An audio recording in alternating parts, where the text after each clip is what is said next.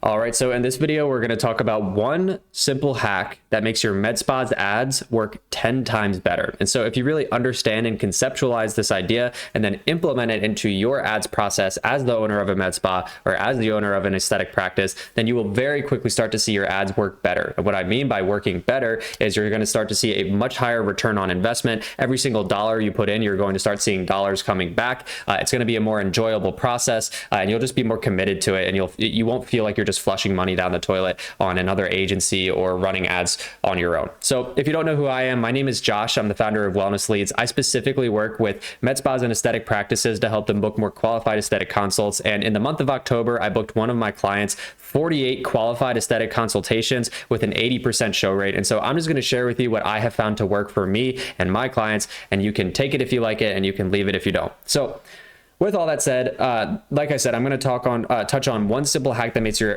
med spas ads work 10 times better. And the whole idea that we're going to be touching on here is that you need to stop asking for marriage on the very first date. And so let me just explain exactly what I mean there, and then I'll dive in and explain how this manifests or how this kind of works in your business as a med spa owner or as an aesthetic practice owner. So first off, let's take this idea of marriage, and I want to expand on this. And I promise that I'll start with this idea, and then we'll bring it back close to home.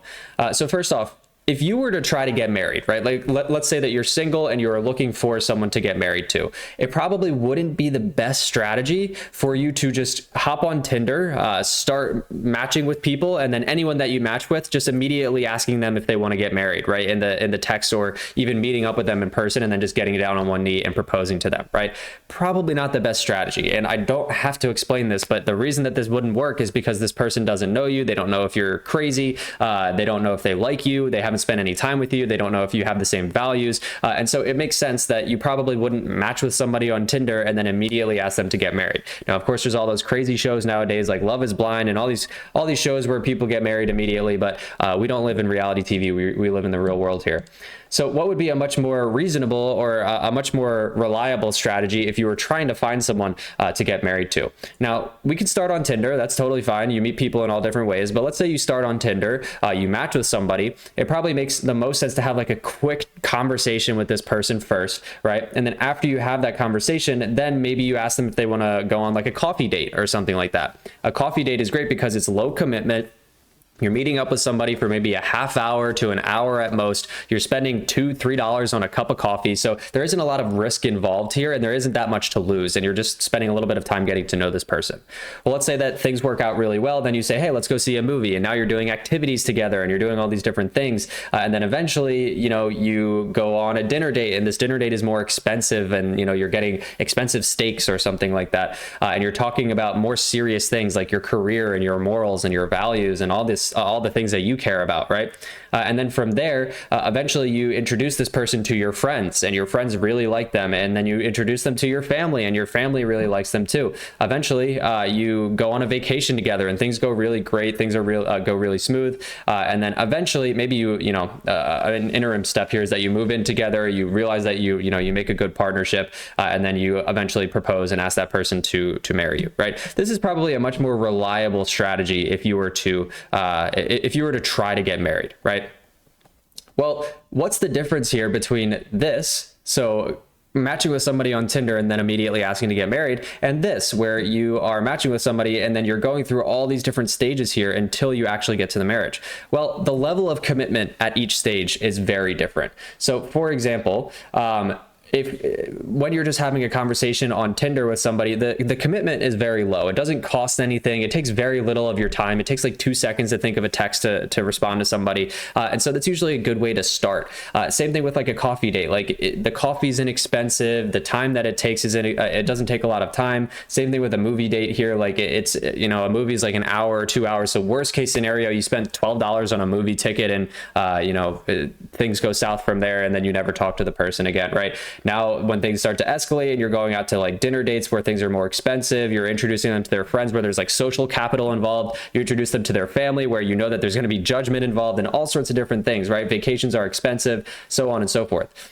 each ask that you make has an inherent level of risk, right? If I go on vacation with you and I end up hating you, well, I'm wasting a lot of time and a lot of money because vacation is expensive. And if it's like a week-long vacation, it's not like I can just fly home in the middle of it, right? I'm wasting a lot of time in that scenario. But if we just start by getting coffee and I end up hating you, well, I'm wasting significantly less of my time and money. I'm probably wasting like a half hour to an hour and $3 on a cup of coffee. Oh, well, like life goes on, right?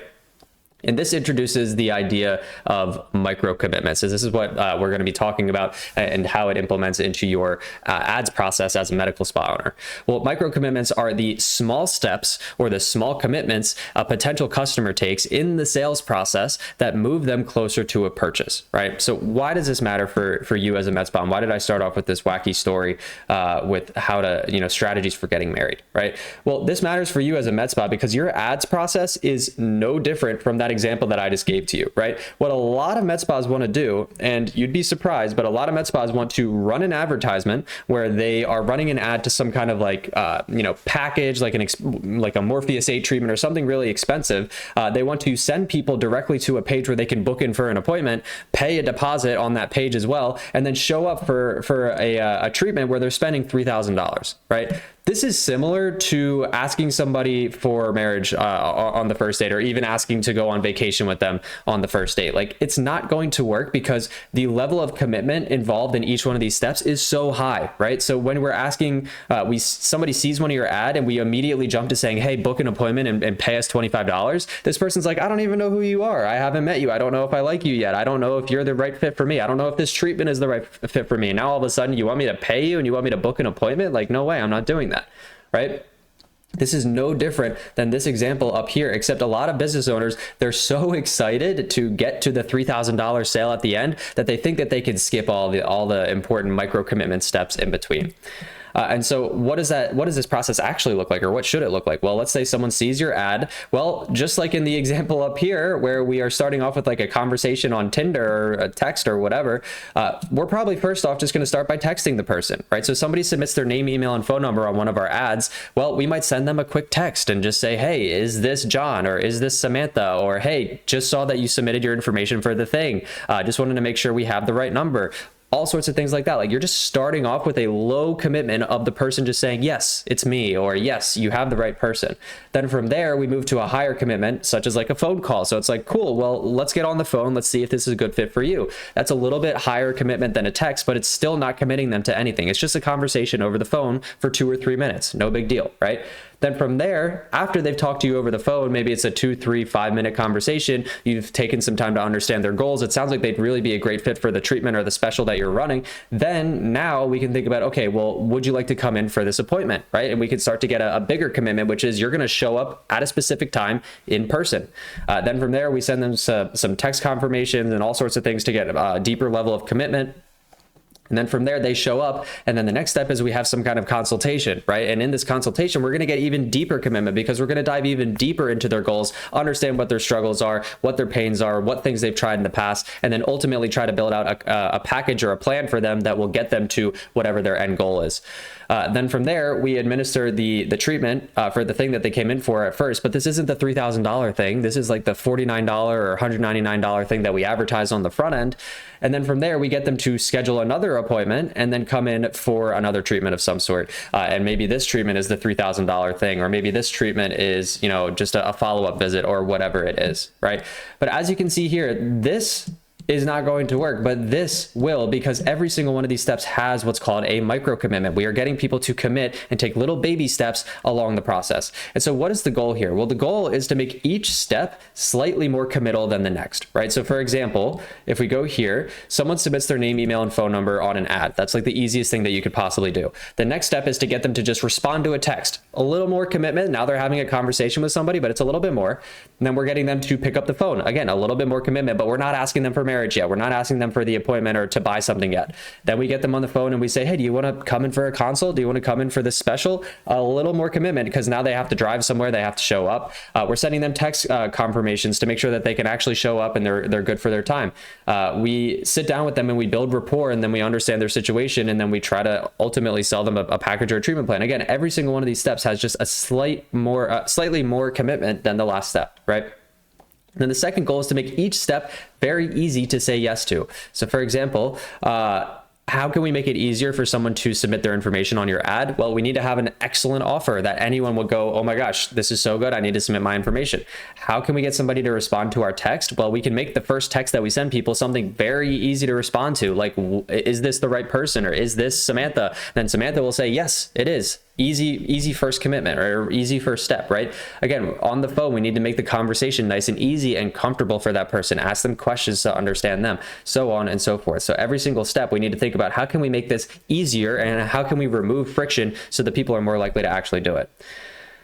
The goal here is to make each yes a stepping stone to the big yes at the end. So rather than just trying to go straight for the kill and go straight for the package sale, which is what we want as business owners, we need to go for stepping stones in between where people are going to feel more comfortable every step of the way. And so every single yes that you get from somebody in this process is one step closer to getting that big yes at the end, right?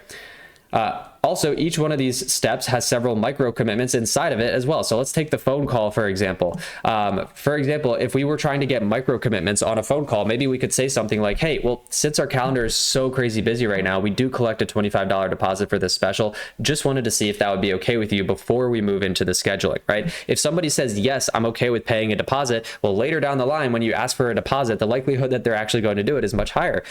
Saying something like, okay, so Saturday at 4 p.m. works well for your schedule, right? So if you, let's say you were talking to somebody and you said, hey, we have 10 a.m. and 4 p.m. Which one is better for you? And they say 4 p.m. You go, okay, so Saturday at 4 p.m. works well for your schedule. And then they're going to say yes. Again, you're getting them to say yes, which is another little commitment.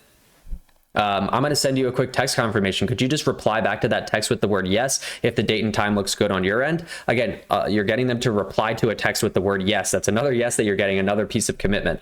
We'll send a text a few days before the appointment to confirm you can still make it. Would you mind just keeping a lookout for that text? They'll say, yes, of course, I'll look out for that text. And then they're going to look out for that text and respond yes to that one too, right?